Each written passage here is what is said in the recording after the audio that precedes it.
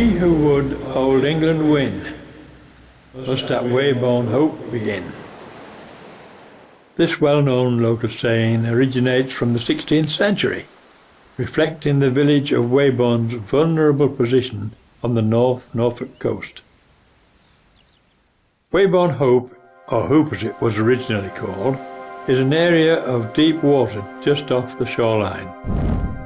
This makes it an easy landing point for ships, and historically, ships carrying potential invaders. The outbreak of the Great War in 1914 saw the area become front-line defence, which saw the building of gun emplacements and digging of trenches. Defence was further enhanced during the build-up to the Second World War.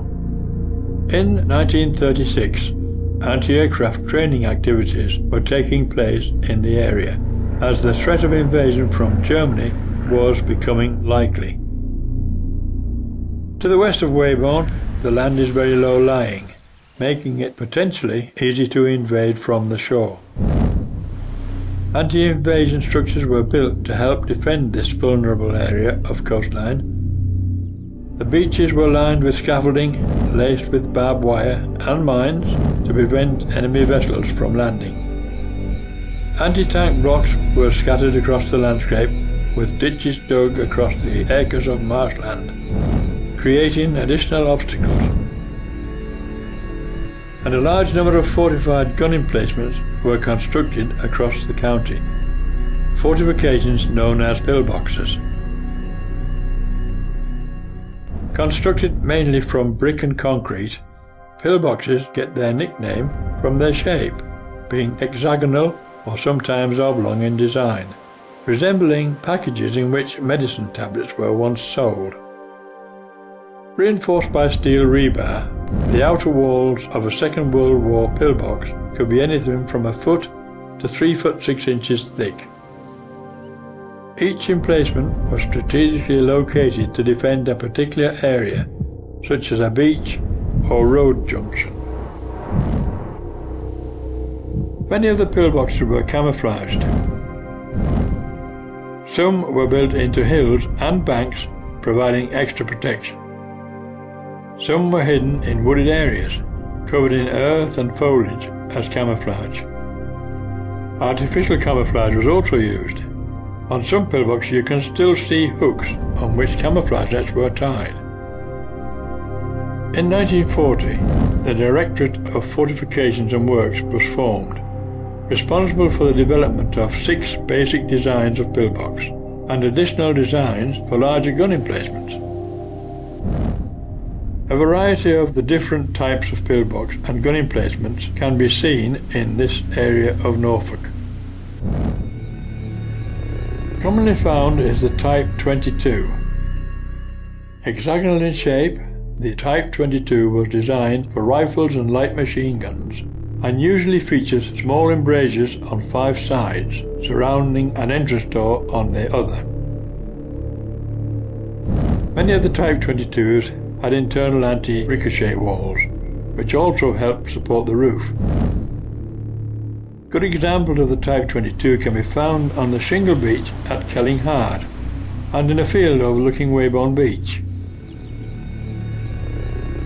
Also commonly found is the Type 24.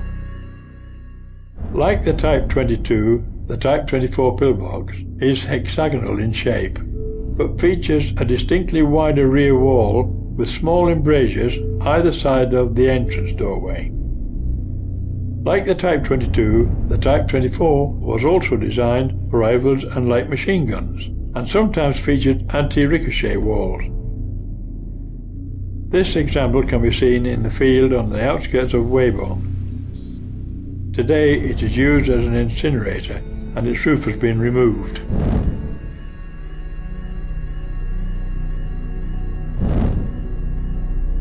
Not so commonly found is the Type 26.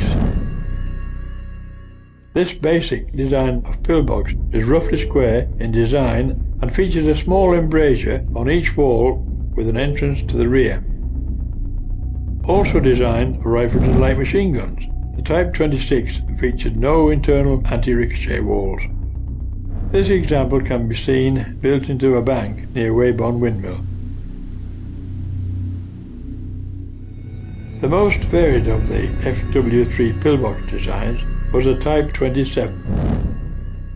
Hexagonal or octagonal in shape, the Type 27's main feature was a central compartment open to the sky, designed for anti-aircraft roles.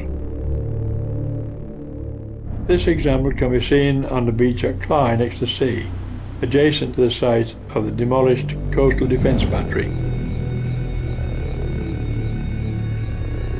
The largest of the FW3 designs was the Type 28, specifically designed for field guns with anti-tank capabilities. The large main embrasure of the Type 28 could often be found facing an anti-tank ditch with an entrance to the rear, allowing the gun to be wheeled in and out. This example can be found overlooking Heacham's South Beach.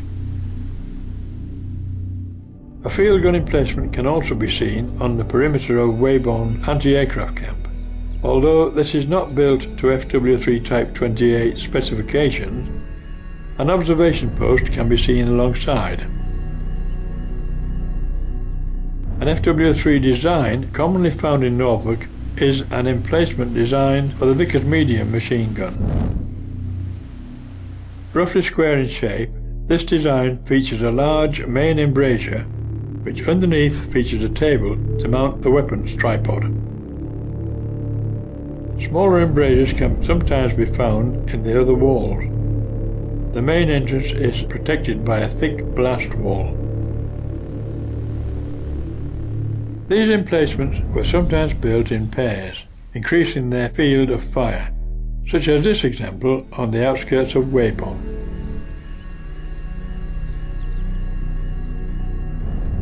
As well as the structures designed by the Directorate of Fortifications and Works, many other hardened defences and emplacements were put in place during the Second World War. Infantry section posts were constructed. L-shaped in design, these appear as nothing more than elongated pillboxes with small embrasures along the outward length. Giving a good field of fire, they were designed to accommodate a garrison of 6 men.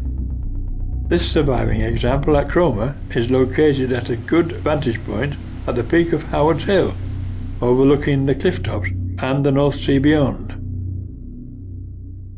One of the more commercially produced gun emplacements was the Norcon.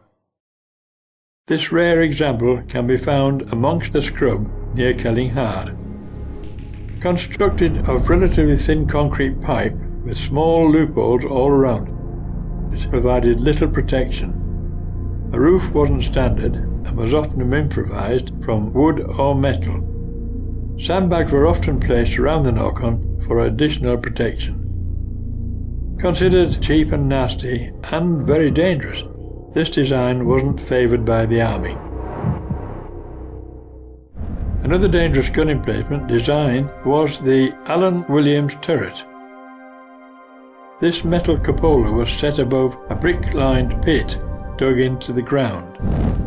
Designed for light machine guns, the loopholes could be protected by shutters. The turret could also be used for anti-aircraft roles, with a circular hole in the roof.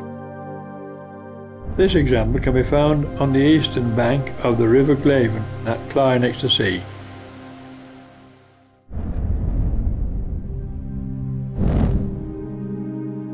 Today, these robust fortifications are all that remains of an extensive network of anti-invasion measures, reminding us of difficult times. 70 years on, many pillboxes have stood the test of time, escaping demolition. Some stand out in their locations, whereas some seem to have gained more camouflage than originally intended. Some have been converted to modern day use. This example at Weybourne cleverly conceals a bird hide. During recent years, there has been more interest in these fortifications. An organisation known as the Pillbox Study Group are encouraging the preservation of these fortifications.